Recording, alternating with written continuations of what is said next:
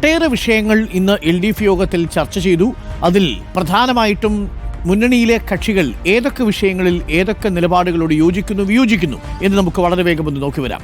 Brewery വിവാദത്തിൽ CPM പച്ചക്കൊടി കാട്ടുന്നു. CPM ആണ് ഇതിൻ്റെ ലീഡിൽ നിൽക്കുന്നത്. CPM ഈ പദ്ധതി നടപ്പാക്കണമെന്ന് തുടക്കം മുതൽ തന്നെ ആഗ്രഹിക്കുന്നു. കേരള കോൺഗ്രസ് മാണി വിഭാഗത്തിലാണ് വാട്ടർ അതോറിറ്റി ഉള്ളത്.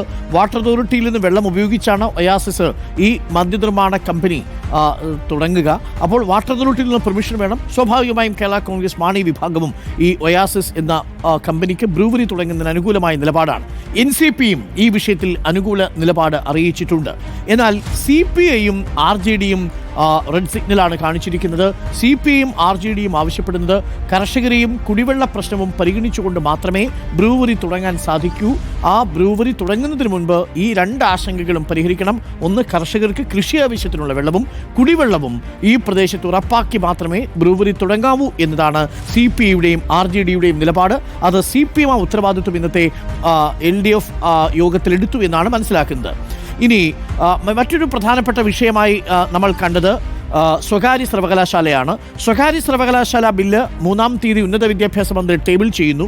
CPM യെസ് എന്ന നിലപാടാണ്. കേരള കോൺഗ്രസ് മാണി യെസ് എന്ന നിലപാടാണ്. NCPക്ക് ഇതിൽ യാതൊരു നിലപാടും വ്യക്തമാക്കിയിട്ടില്ല. ഈ വിഷയത്തിലും CPIക്കും RJDക്കും ആശങ്കകളുണ്ട്. ആ ആശങ്കകൾ പരിഹരിക്കുന്നതിന് വേണ്ടി സബ്ജക്റ്റ് കമ്മിറ്റിക്ക് വിടണം എന്ന നിലപാടാണ് ഇരുവരും അറിയിച്ചിരിക്കുന്നത്. കിഫ്ബി ടോൾ വിഷയം ഇന്ന് LDF യോഗത്തിൽ ചർച്ചയായില്ല. കാരണം സർക്കാർ ഒരു ഭരണപരമായ തീരുമാനം എടുത്തതിന് ശേഷം LDF യോഗം തീരുമാനിക്കാം എന്നാണ് അറിയിച്ചിരിക്കുന്നത്. ഈ വിഷയത്തിൽ നിലവിൽ CPM ഇതല്ലാതെ മറ്റു മാർഗമില്ല എന്ന നിലപാടിലേക്ക് മാറുന്നു.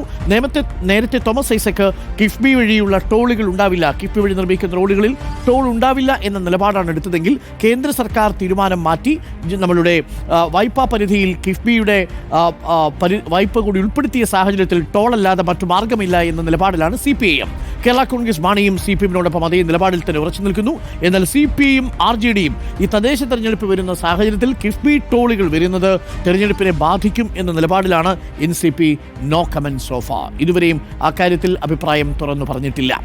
അപ്പോൾ നിലവിൽ LDF യോഗത്തിൽ പ്രധാനപ്പെട്ട വിഷയങ്ങളിൽ 11 കക്ഷികളിൽ 2 കക്ഷികളാണ് പ്രധാനമായും വിയോജിച്ച് നിൽക്കുന്നത്.